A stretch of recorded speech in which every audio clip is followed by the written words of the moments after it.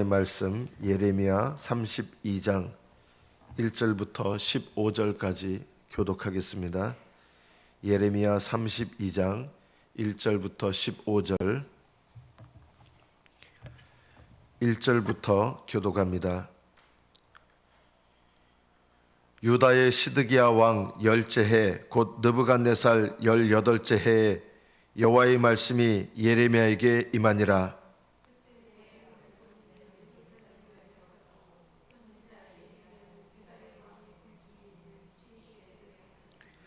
이는 그가 예언하기를 여호와의 말씀에 보라, 내가 이 성을 바벨론 왕의 손에 넘기리니 그가 차지할 것이며 유다 왕 시드기야는 갈대아인의 손에서 벗어나지 못하고 바벨론 왕의 손에 넘겨진 바 되리니 입이 입을 대하여 말하고 눈이 서로 볼 것이며 그가 시드기야를 바벨론으로 끌어가리니 시드기야는 내가 돌볼 때까지 거기에 있으리라. 여호와께서 이와 같이 말씀하시니라. 너희가 갈대아인과 싸울지라도 승리하지 못하리라 하셨다 하였더니 유다 왕 시드기야가 이르되 네가 어찌하여 이같이 예언하였느냐 하고 그를 가두었음이었더라.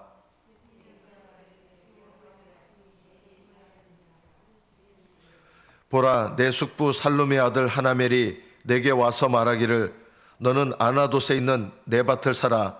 이 기업을 물을 권리가 내게 있느니라 하리라 하시더니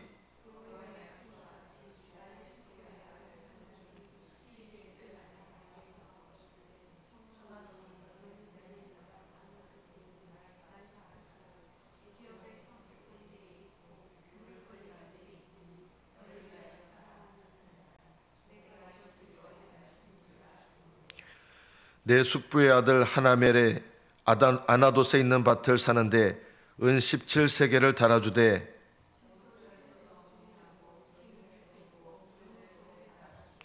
법과 규례대로 봉인하고 봉인하지 아니한 때에 봉인하지 아니한 매매 증서를 내가 가지고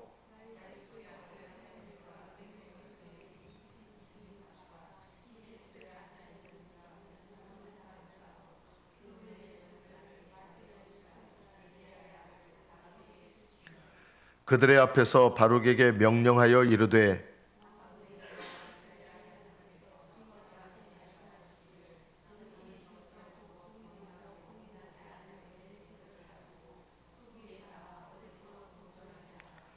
만군의 여호와 이스라엘의 하나님께서 이와 같이 말씀하시니라. 사람이 이 땅에서 집과 밭과 포도원을 다시 사게 되리라 하셨다 하니라. 아멘. 여기까지 받들어 읽겠습니다. 유다 왕 시드기야는 이스라엘의 마지막 왕입니다. 그리고 시드기야 열째 해라는 말은 이스라엘이 멸망하기 직전이라는 뜻입니다.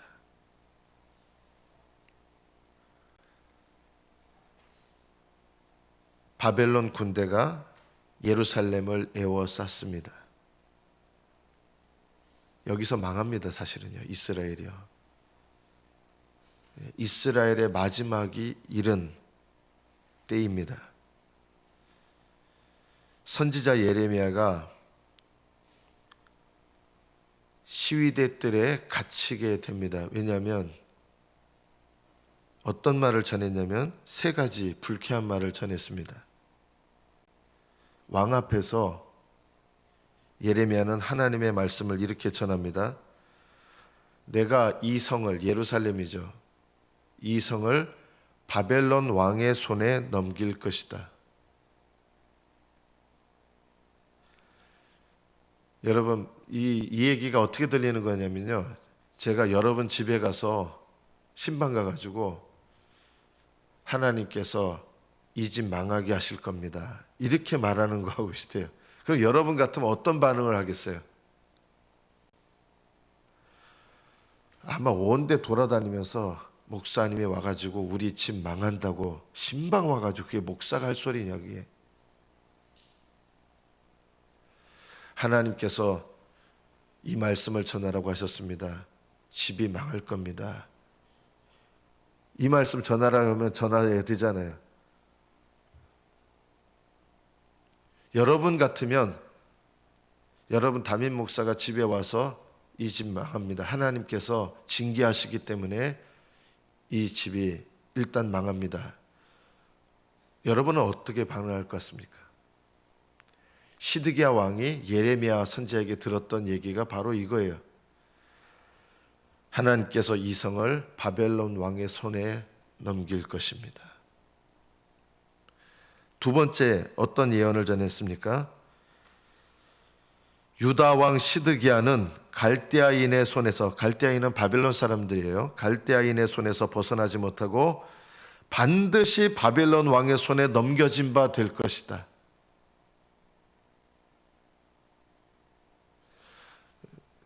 여러분으로 말하면 이거예요. 신방 와가지고 목사님이 하나님께서 당신을 깨닫게 하시려고 몸에 큰 병이 날 겁니다. 이렇게 얘기하는 거예요. 아니, 목사님이 집에 와가지고 축복해줘도 모자란 판에 우리 집 망한다 그러고 내 몸에 큰 병 들 거라 그러고, 여러분 그렇게 또 선포하면 또 어떻게, 와, 완전 와가지고 우리 집에 와서 저주를 퍼붓고 갔다고, 이게 목사냐고. 아마 그렇지 않겠어요? 하나님 말씀을 이렇게 전하라고 해서 전하면 목사냐고 이럴 거 아니에요. 시드기야 왕의 반응이 이런 거예요. 바벨론 왕의 손에 시드기야 왕을 넘길 것입니다. 이게 얼마나 불쾌한 예언입니까? 그리고 세 번째, 이스라엘 백성이요, 우리 목숨 걸고 싸우자, 하나님 도와주실 겁니다, 이랬어요, 사람들이요. 그런데 예레미야 선자가 전한 세 번째 메시지는 이겁니다. 당신들이 갈대아인과 싸울지라도 승리하지 못하리라 하셨다고 했습니다. 완전히 목숨 걸고 우리 최후의 일전을 벌여보자는데 와가지고 싸울지라도 이기지 못하리라. 시드기야의 반응이 뭡니까? 화가 나서 가둬버린 거예요. 왜 죽이지 않았을까요? 그동안 예레미야 선지자가 한 말씀대로 된 거를 봤거든요. 이거는 지금 망하기 직전의 예언이고, 예레미야를 반대했던 거짓 선지자들은 하나님의 저주대로 죽은 걸 자기 눈으로 봤거든요. 거짓 선지자들의 예언이 다 틀리고 예레미야가 전한 하나님의 말씀이 이루어진 것을 지금까지 봐왔거든요.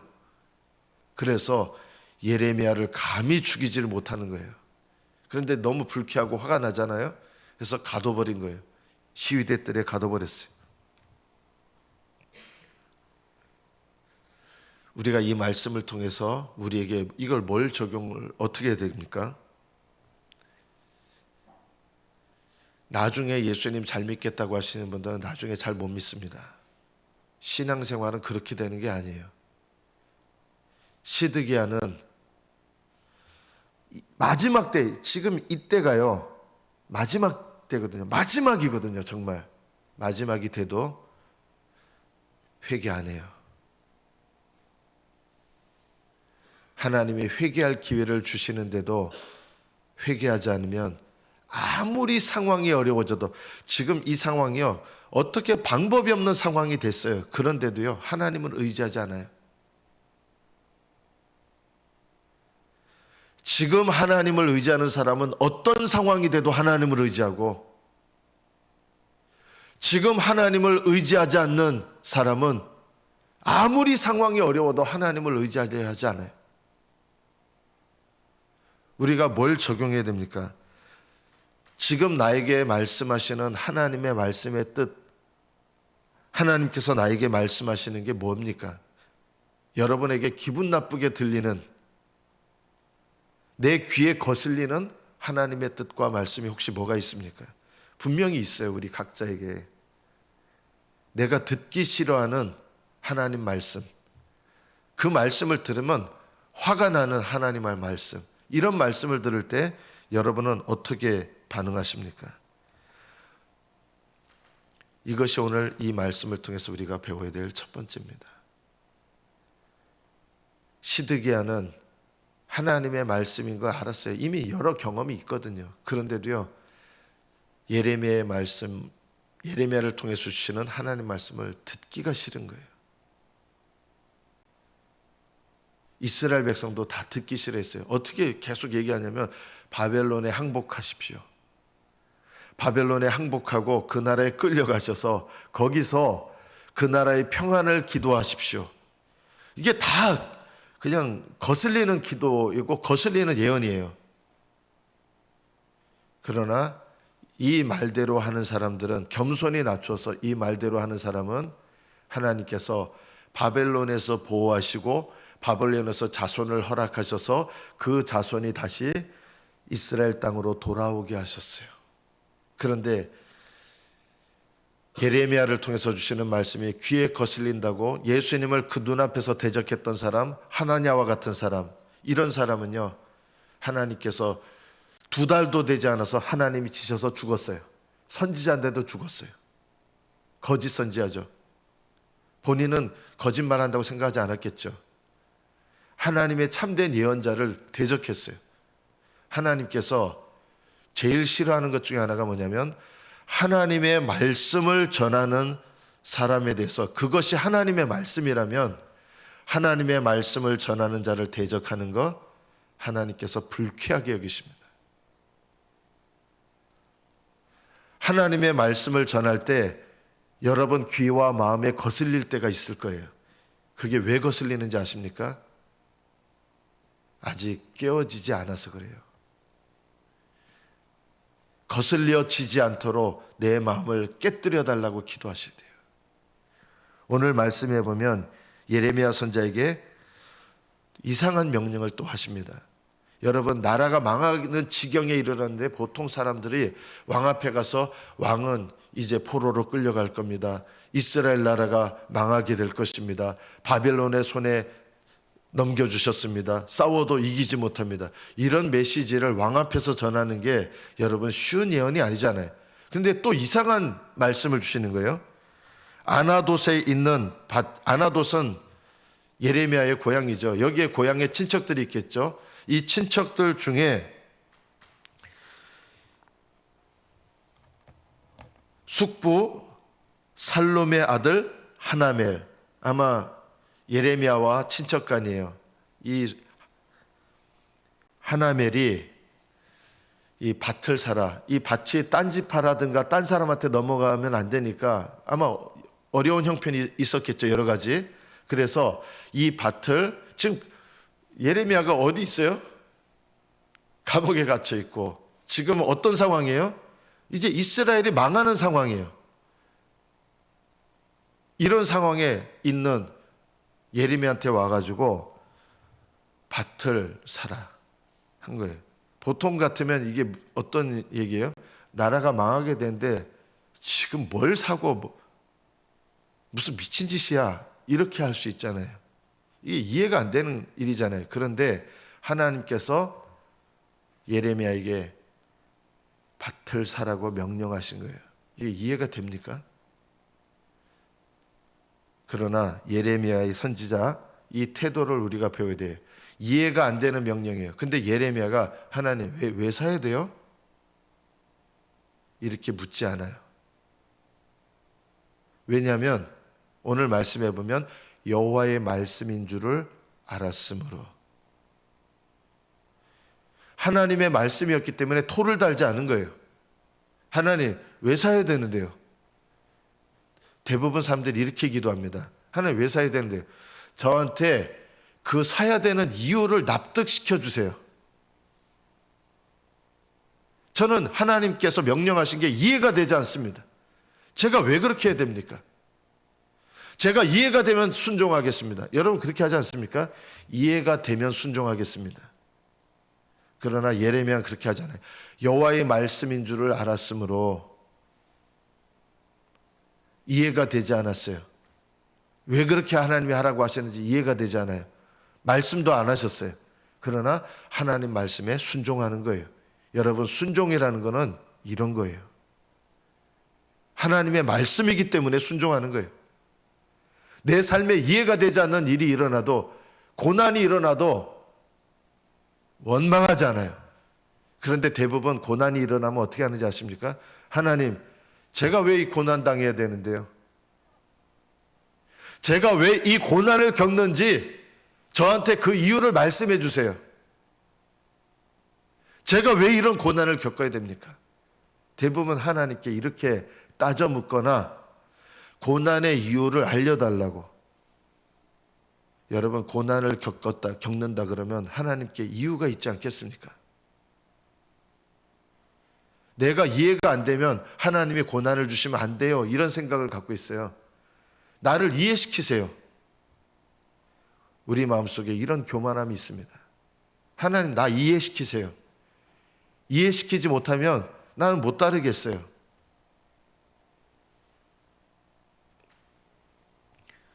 우리에게 이런 잘못된 영적 습관이 있다는 것입니다. 예레미야 선지자는 아무리 봐도 상식적으로 이거는 밭을 사야 될 때가 아니에요. 그리고 왜 밭을 사라고 했는지 이해가 안 돼요. 그러나 여호와의 말씀인 줄을 알았으므로 하나님 말씀대로 순종합니다. 여러분의 삶 속에 이해가 되지 않는 고난 임할 수 있습니다.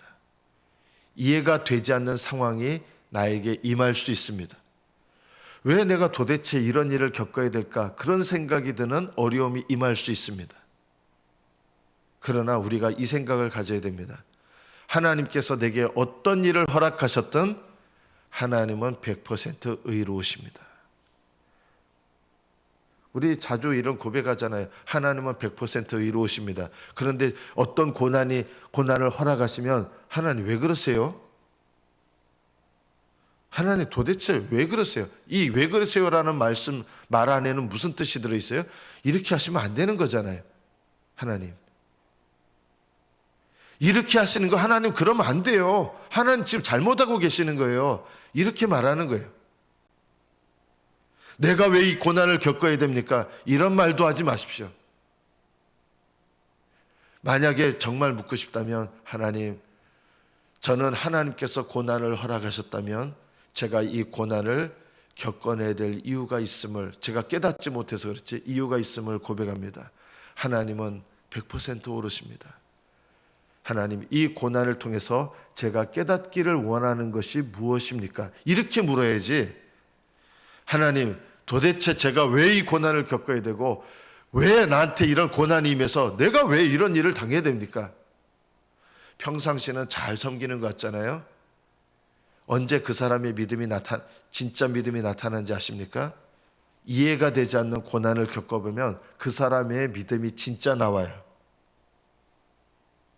잘 믿는 것 같다가 이해가 되지 않는 고난이 임하잖아요.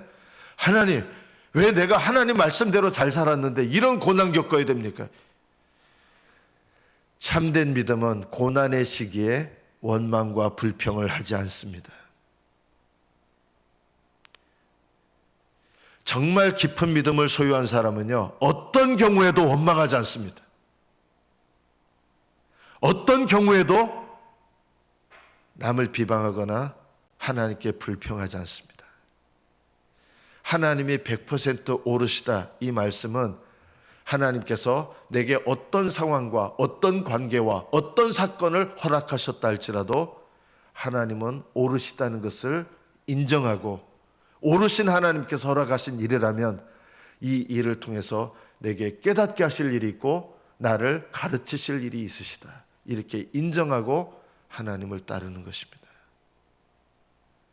오늘 말씀을 통해서 예레미야에게 하나님 명령하신 이 이해되지 않고 이 상황 속에서 왜 밭을 사야 되는지 이해가 되지 않지만 여호와의 말씀이었기 때문에 따른 이 예레미야의 믿음과 예레미야를 통해서 우리에게 말씀하시는 하나님의 말씀을 듣기를 축복합니다.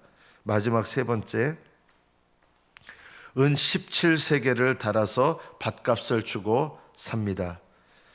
그러자 하나님께서 이렇게 순종한 다음에 비로소 말씀하십니다. 이 매매 증서를 가지고 토기에 담아 오랫동안 보존하게 하라. 지금 나라가 망해서 포로로 끌려가잖아요. 예레미야도 포로로 끌려갑니다, 여러분. 포로로 끌려가는 마당에 이런 매매 증서, 나라를 잃어버렸는데, 나라가 바벨론에 망해버렸는데 이 밭의 소유가 내 소유라는 매매 증서가 나한테 하나님 이거 무슨 소용이 있습니까? 아닌 거예요. 이 매매 증서를 오랫동안 보존하게 하라. 바벨론으로 끌려가서 끝난 것 같은데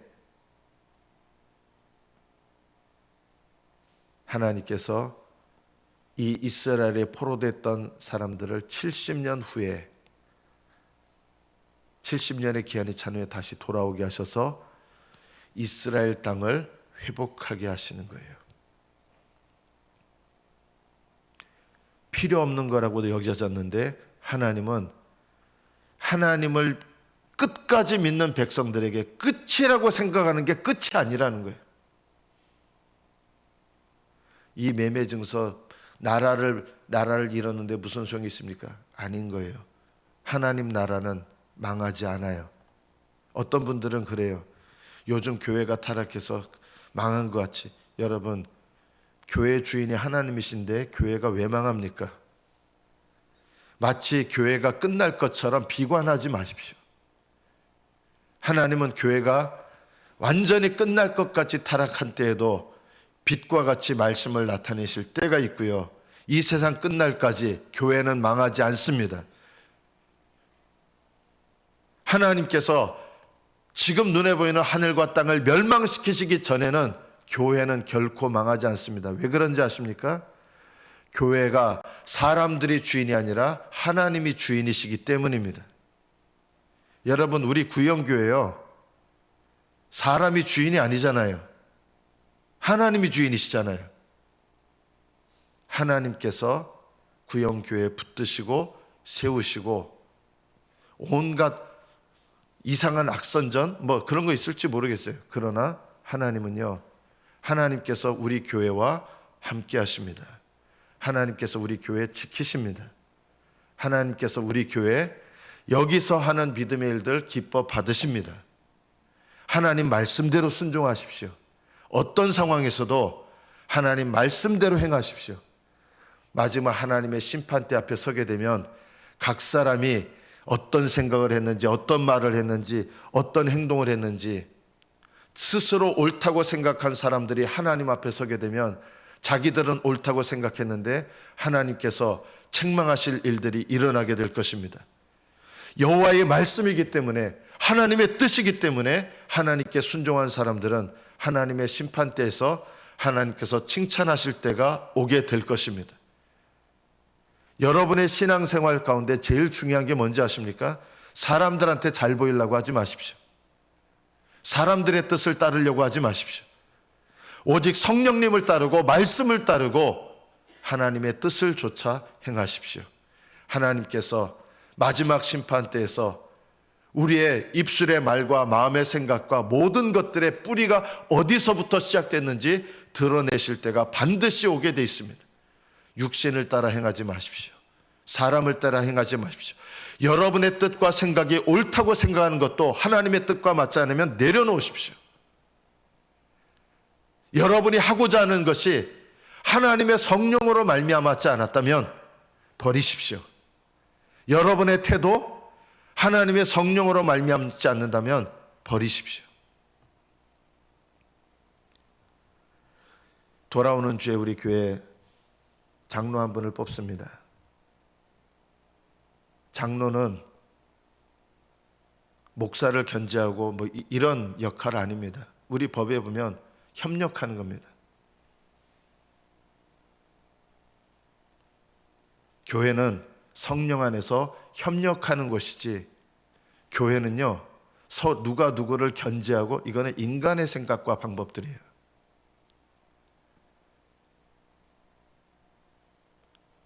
우리 교회에 세워지는 장로님은 목사와 협력하기를 축복합니다. 이게 당연합니다. 목사는 또한 장로와 협력해야 됩니다. 이것이 당연합니다. 성도들은 목사와 협력하셔야 됩니다. 이것이 당연합니다. 목사는 성도들과 협력해야 됩니다. 이것이 당연합니다.